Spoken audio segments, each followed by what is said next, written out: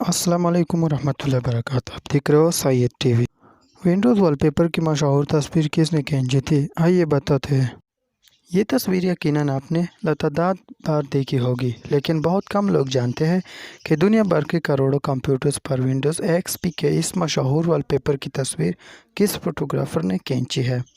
Windows x پی کے اس مشہور wall paper کا نام بیلز رکھا گیا تھا، جس کی پرسکون اور دل میوہ لینے والی تصویر 21 برس قبل کھینچی گئی تھی۔ یہ تصویر فطرت کی تصویر لینے والے مشہور فوٹوگرافر چارلس اوریئر نے لی تھی، جو آج بھی خوب سے خوب تر کی تلاش میں ہے۔ 1996 میں چارلس نے یہ مشہور تصویر کیلیفورنیا کی سونوما کاؤنٹی میں لی تھی۔